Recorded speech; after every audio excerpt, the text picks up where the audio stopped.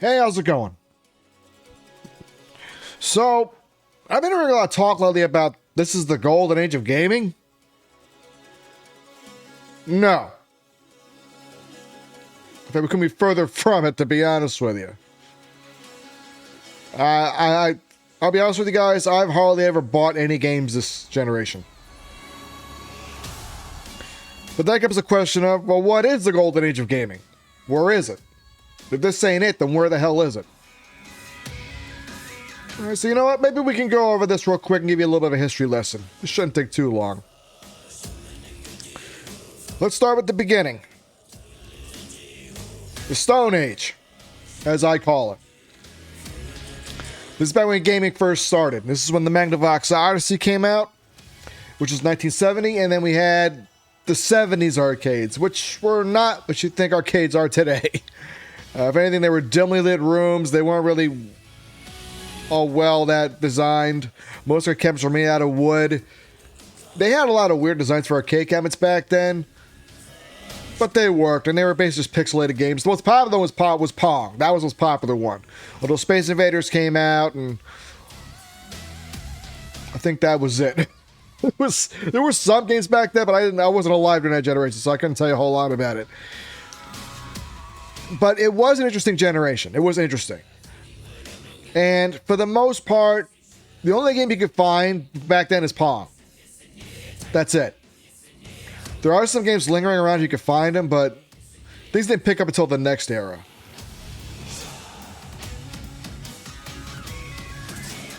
This leads us to the Bronze Age. This is what I call the Bronze Age. When the Atari 2600 came out in late 1977, 1978 is when it started to take off, then things really started to change. This was an era that really old guys could tell you about, because this was an era that was just insane. Like, I was born during this era. So, I did have a 2600. They also had the Intellivision. They had a lot of consoles come out. They had the Vectrex, they had the ColecoVision, and a whole bunch of portable consoles. I mean, this was insanity for a generation. They even had 2 crashes during this generation. I'm not even kidding. They had the crash of 1978. Actually, I think it was 79. Around there, they had a crash. Then it picked back up again, got even more insane. They had a whole bunch of great games come out, like Pac-Man, Centipede, Asteroids, Galaga, Galaxian. There were just so many that came out during this age. I mean, it was literally insane. And then they had the second crash of 83. So they had 2 crashes during this generation. It was insane. The first crash was simply due to the fact that people weren't jumping on the gaming bandwagon just yet. And plus, the 70s were nothing but like stock market crashes all over the place. 80s had something to be wrong, but 70s really was like a really hard era for a lot of people. But what caused the second crash of 83, which is the big crash everyone talks about nowadays, too many consoles, too many games, no reviews, no one knew what was good or what was bad, and people literally thought video games were junk. So while it was an amazing era, it's called the Bronze Age for a reason. You know, it was everything all at once, and it all crashed all at once. And then we had to deal with a couple of years of PC gaming, which where PC gaming started to take off to a lot of people. This is where the Commodore 64 came out, which I believe is still the best-selling computer to date. It was like 35 million units. Name a computer that sold more than that today. I don't think even Apple could top that. And, I mean, it really did give birth to PC gaming to a certain degree, because you got to see gaming at a whole nother level. But yeah, it was just this all or nothing age. And trust me, if you look up information on this age, it was fucking insane, okay? I can't even tell you the whole story of it, because I was born in this. I was born in 81.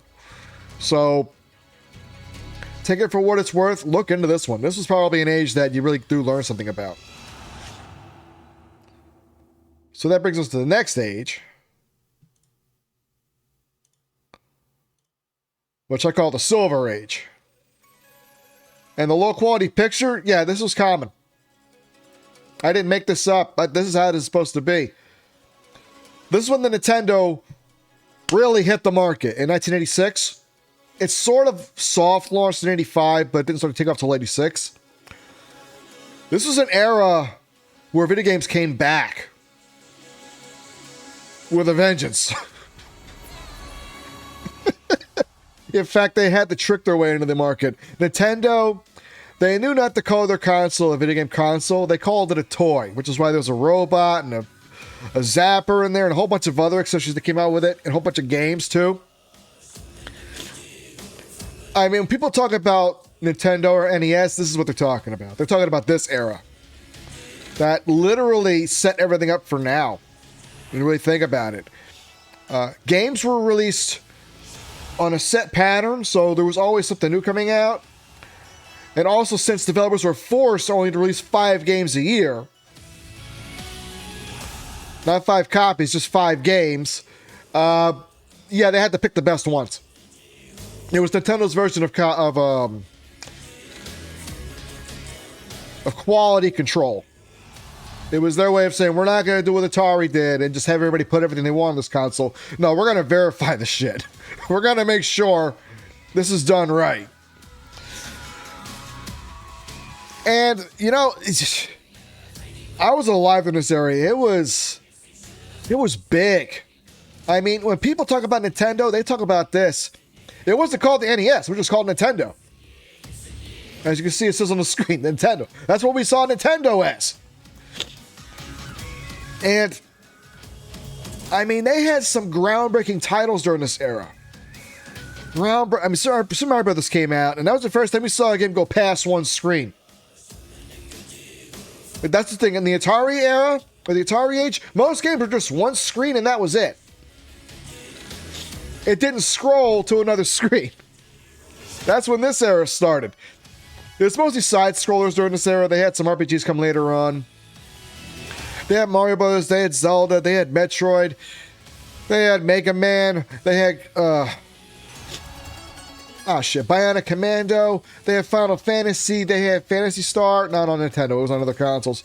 There was just so much good stuff that came out during this era that it really is defined. In fact, I think by 1990, at least by the time the movie The Wizard came out, there was literally 97 games for this console by that point. 97. Most companies would have like 400 or 500 by that point, by today's standards. So they really did have some good quality control, but there was a lot of great games for this console, and they were also fucking hard. Holy shit. They were hard as hell.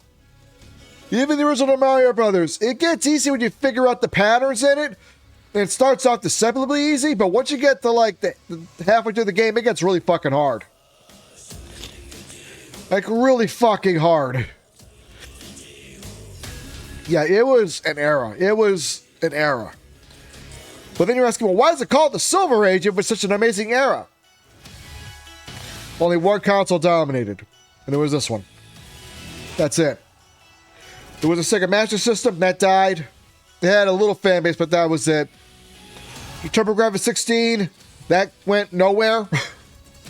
They had a small fan base, but that was it. We had the Atari 7800, which launched 2 years too late. I mean, the only other console that kicked off to this era was the Game Boy, also made by Nintendo. And that was in 89. And that console dominated portables for 9 years. Until the Game Boy Color came out. And then that dominated. Actually, I think the Game Boy line dominated until the DS line. Yeah, Nintendo definitely dominated the portable line from this point on also. But it was a great era. I mean, you look at commercials for this shit, it really got crazy. It really did. It was probably one of the most fun things you ever see.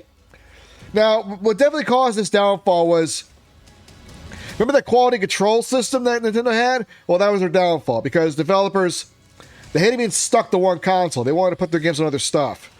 They hated being limited to only 5 games a year. In fact, there was a lawsuit that started happening by the early 90s where Nintendo literally had to pay back not just developers, but also customers. It was one they ultimately lost, and this is the last time they ever had this quality control system ever again. They never had something like this ever again until the Wii came out with the Virtual Console system, or the WiiWare, but we'll get to that later.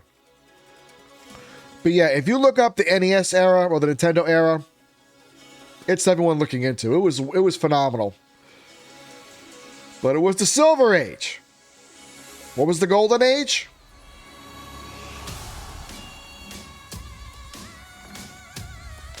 This was the Golden Age. 1991 to 1999. From the day the Sega Genesis got Sonic the Hedgehog and the Super Nintendo launched, it was on.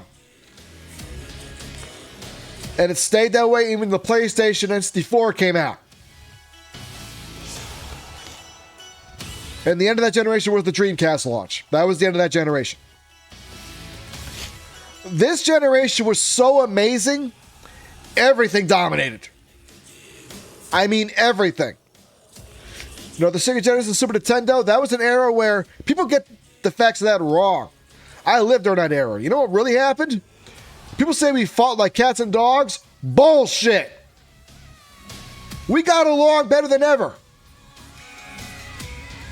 I never saw anyone fight over which console was better, ever. That shit didn't start until the Dreamcast was coming out. Or was coming out. Like the Super Nintendo Sega Genesis thing, it didn't matter which one you had, because your friend got the other one. So what happened? You play one console at your house, you play your friend's console at the other house. That's how it started. We weren't fighting, the companies were fighting over us. Look at the commercials for Super Nintendo and Sega Genesis. I swear to God, they were insane. There's compilations of them all over YouTube. Go look them up. I swear to God, you thought you fell into a whole other dimension with the shit that was going on back then. It was crazy. And then the PlayStation came out. The Saturn did too, but the Saturn didn't do so well because it was Sega falling apart by that point. Then the PlayStation launched, and it got even better. Now we're getting like what we call 3D games back then, or polygon games. We got that shit coming out in the home. And they were on optical disc back then. It was the only way to get that stuff to work properly. We started seeing even crazier games coming out. Then SD4 dropped, which wasn't as successful as the PlayStation, but goddamn was that console still great. And then we got arcades. This is an arcade in the 90s. This is what they looked like. They're starting to bring it back a little bit now, but not like this. This was where we met friends. This is where we made friends. This is how we picked up girls. This is how we did all that stuff. We'd go to the arcade, we'd have fun. The games were hard, but goddamn, they were fun. I don't know that number. I'm not answering it. So, you want to talk about a great era of gaming? That's this. And then, I didn't even get into PC gaming. This is when PC gaming blew up. Really blew up. Want to know how much? Let me put it this way. John Carmack and John Romero made Doom. You know how big Doom was? It completely dominated gaming all over the place. If you had a PC, Doom was a game you had. In fact, those guys were such rock stars in that generation. Literally, when Doom 2 came out, they were fucking Playboy bunnies at the Playboy Mansion. I'm not kidding. And it really was just an amazing era of gaming. I mean, I can't even stress the surface of it. It was just so awesome. The games that were coming out, the stuff we played, they were doing motion simulators of games. They were doing like full-blown theaters of games. They were literally going all out. I mean, you name it, it was there. You have to really look into it. There was so much during this era, it's not even funny. Even movies about video games were getting good. I mean, goddamn, virtual reality was born during this era. It also died after this era, but it was born during this era. They were doing everything.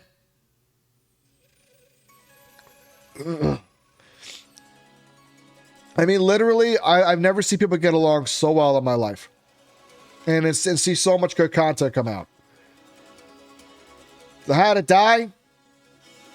Well, the Sega Dreamcast got announced. And some people were still butthurt about the Saturn. And literally, if you saw the Dreamcast coming out in 1999, I swear to God, it was like heaven if you were really into it. If you were a fan of gaming by this point, the Dreamcast was a godsend. It was the first 128-bit console to come to market, and it had 4 controller support, had 2 different memory cards for each controller. Memory cards, also little screens on my little Game Boys. I mean, you name it. This thing was awesome. It was also the arcade coming home. Finally, we're getting arcade games at home in the same quality they were in the arcade, if not better. I mean, like, it was just... It also had, at the time, the most successful launch of every console back then. 500,000 units on day one. That was the Guinness World Record back then. It got beaten later on, obviously, but it was huge. So what happened? As soon as the Dreamcast got shown off in spring of 99, out of nowhere, Sega said, "Oh yeah, we're making the PlayStation 2.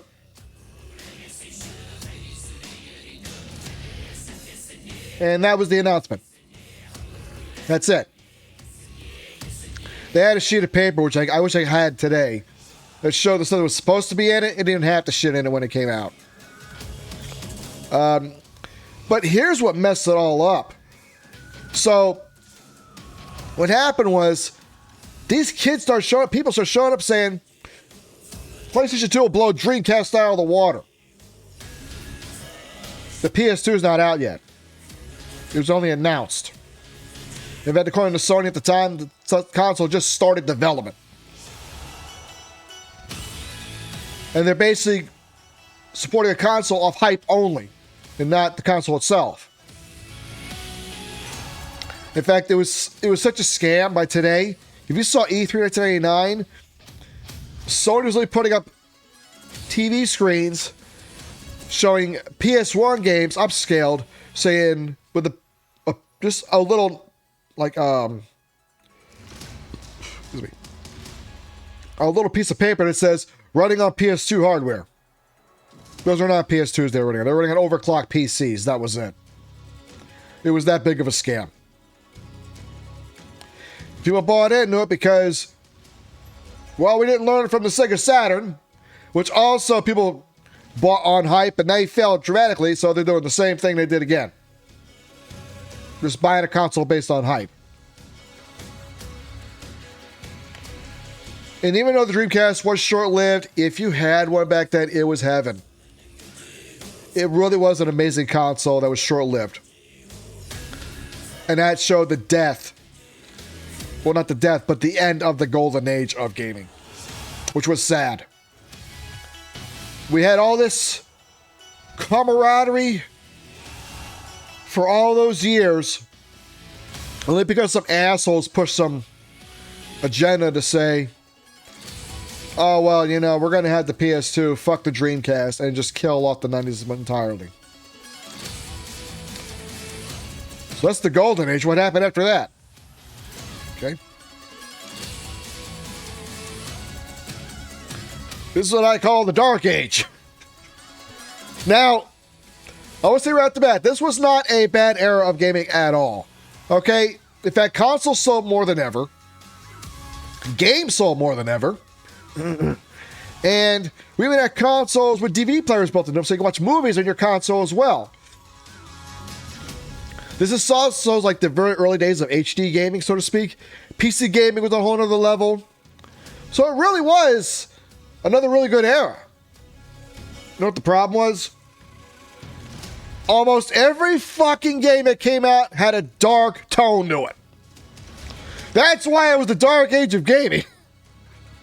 If it didn't have it either had dark visuals, a dark character, a dark story, or all of the above. Unless it was a sim racer or a game by Sega or a game by Nintendo. Even Nintendo like dark games by this point. Like every game had to be dark all of a sudden. Now you're making that up. Oh, even all the consoles coming out were dark. The PS2 was dark. The Xbox was dark. The GameCube was purple, but it was still dark. It was like, I don't think there was a simple white console during this whole generation, except for the GameCube later on, the PS2 later on. Every console had to be dark. Every game had to be dark all of a sudden. Also, the funny thing about this era of gaming, this era tried to bury the 90s as much as possible. They tried to bury it. Like, David Jaffe said it best when he was making Twisted Metal Black. He said, everything from 90s is no longer cool. It's a whole different ballgame nowadays. He was right. It was a dramatic shift in tone in gaming. It wasn't a bad era. It was still a very good era. I mean, popularity-wise, I would say it was more popular. Well, that doesn't mean it was great. I mean, a lot of the games that came out during this time frame, there were some really good ones. Don't get me wrong. There were some amazing games coming out this time frame, but a lot of them felt like hype more than the game itself. And that's kind of why I also call it the Dark Age a little bit. It felt like the corporate sector and the marketing sector started to creep into gaming a little too much. And you kind of tell during this era. You kind of tell that like this felt like it was just going in a different direction. And it wasn't bad. It just felt like the sellout era. You know what I mean? It felt like that. In fact, there was such a sellout era. There's games from this generation you'll never get ever again. Like Def Jam Fight for New York, you're never going to get that game ever again. The reason why is because all the licensing in that game. They had licensed people, actors, rappers, music, all kinds of stuff had to get licensed in that game to make that happen. It will never happen again. You'll never get a re-release. In fact, that's the story with a lot of these games from this era. You'll just never get these games ever again. That's just the way it is. But the way this era ended also was kind of interesting. The Xbox 360 came out in late 2005. And it felt like things were getting back to what we had in the 90s a little bit. That was probably one of the more interesting launches. And I would say interesting because it was short supply, but the launch lineup was great. And it felt like, okay, we're finally getting back to really good gaming again. It just was a little bit of a push to get there. And then later in 2006, we had both the Wii and the PS3 come out. Two polar opposite consoles with two polar opposite sales figures. And that's kind of what started to hurt gaming a little bit. That's kind of what hurt this age towards the end of it. Which is when we get to the next stage.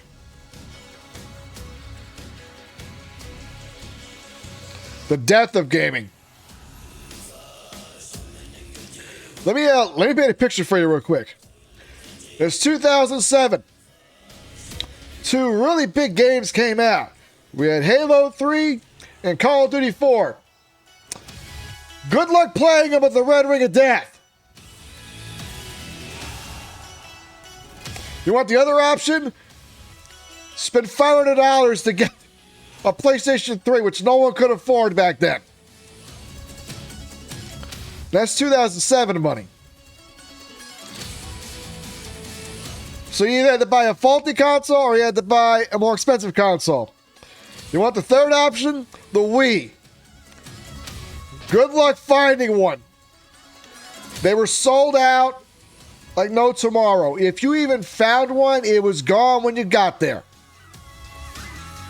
Nintendo purposely held back production on Wii's to promote scarcity, and they got called out for it. I think there's a lawsuit over it, actually. And then by 2008, 2009, they beefed production up, and they were able to get a lot more Wii's on the market by that point. But yeah, this was the death of gaming. And if you want more proof of that, watch E3 2008, as well as Christmas 2008. That was sad. There were some good games coming out, don't get me wrong, but it was sad to see how bad things got.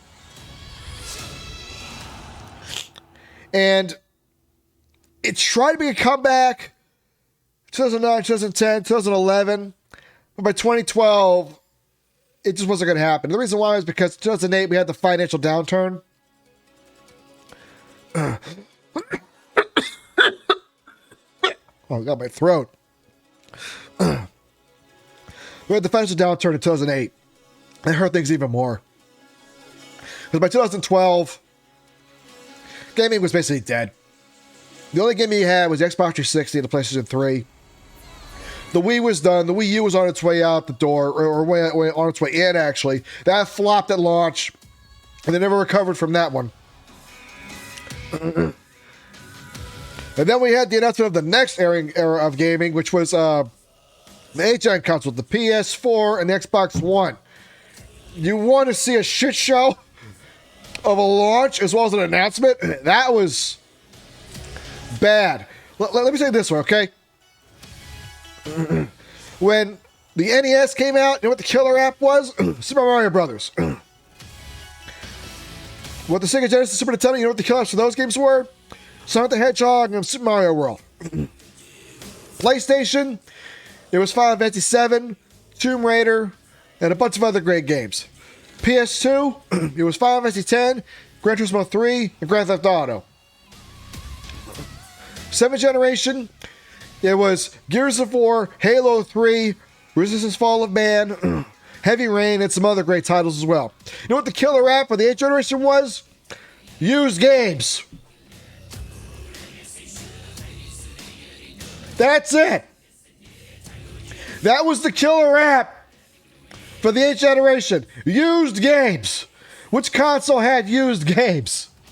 Which were on the way the fuck out anyway. I don't know anybody fought for that shit. And both consoles launched, they had nothing on them. Well, they had games, but none of them were worth it. It took all the way until the end of 2015 to finally get some good titles on both those consoles. End of 2015. To finally get to that point. I mean, it was a sad era. This was a sad era. Some people have nostalgia for this era. They say there was some good stuff in there. To be fair, yeah, we had Call of Duty, we had Halo, we had the Forza games, we had some really good titles on the PlayStation 3, but this was a rough era to get through. It was really, really rough. And you can tell it because there's people cripping on this era like no tomorrow, thinking this is a great era. It was not. It sucked. It was only around 2010 where it got good for a little while, and then it dropped off again. So what happens after this? Where are we at today? The rip-off age. Let me ask you a question. How many games have you bought that you got ripped off on?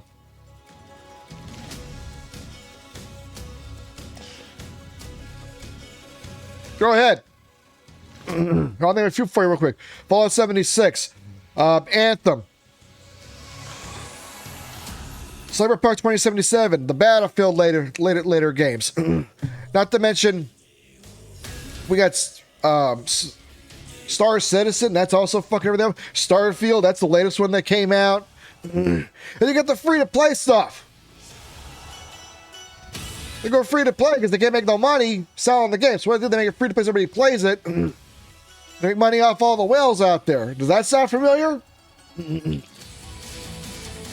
It's also made gaming the most boring.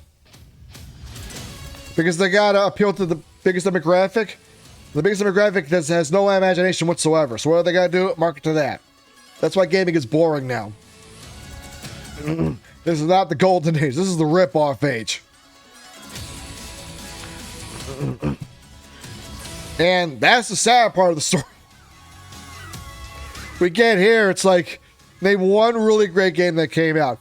Everybody talks about Elden Ring coming out. I took one look at the trailer for Elden Ring. I said, it's another Souls game. Not interested. I understand it's a good game, but for me, just another Souls game. And that's another problem, too. The only thing that's selling nowadays are Souls games. That's it.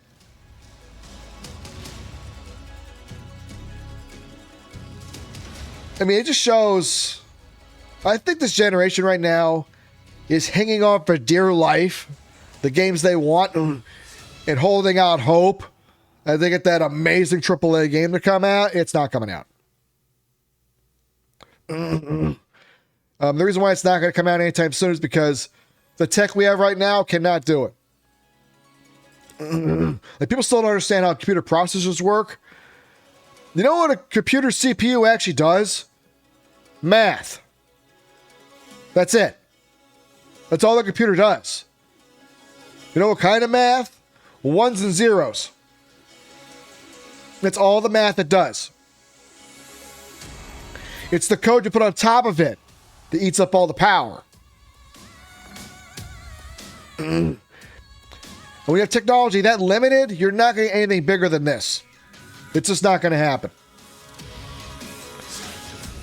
We have to get to that next point of technology to get to something to where people want to see games get to. You're not going to get in this generation. It's not until we get to at least quantum processors, but we'll start to get that, because quantum processors give you every answer out there. It's not just ones and zeros no more. Now it's every number and letter of the alphabet, which when you have that, now you can actually build on that. But we're not there yet. It's going to be a while longer before we get to that point. My throat's getting a little sore. So, that's it. That's where we're at. And I think today's generation really needs to stop hanging on to what they want, because guys like me don't. No, I just play the games I want to play, and that's it. But I can tell you right now, the best games coming out in this generation, you don't even know about.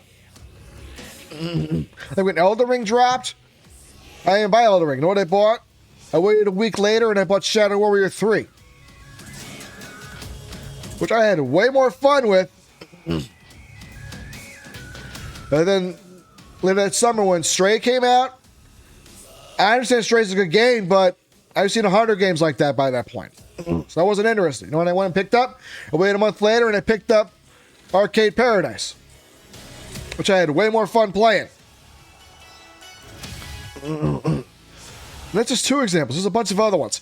I think this era, the strong point about this era is the indie scene. The indie scene is coming up with so much amazing stuff, it's not even funny. But even now, that's on the chopping block because of what happened with Unity now recently. Remember, it says the rip-off age? That's even worse. Now they're ripping people off with the engines. You see a silver lining and all that. I'll be glad to hear it. The only silver lining we got right now is VR, and even that's on its way out.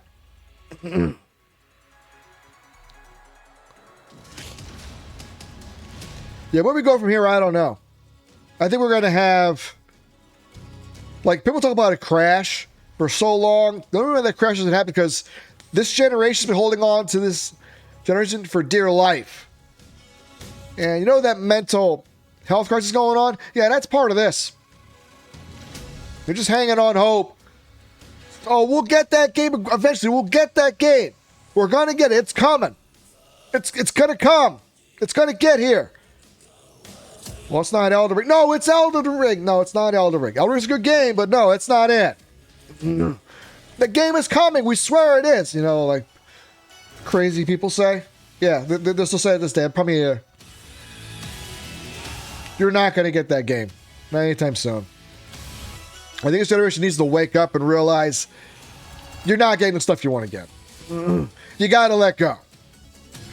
You got to let it go. Let it die. So you go back and see which games are actually good, which ones weren't good. You know, and just go through the 5 stages of grief like you're supposed to do. We did that. You got to do that too. And when you see what was good and what wasn't good, you start to realize shit. Then game will come back in a way you've never seen possible. But we're not going to get there until we get to that crash point. And honestly, we're on our way there right now. All right, well, that's it. It's your history lesson. So thank you for joining me. Have a great time, man. Hopefully I'll see you all next time. Take care.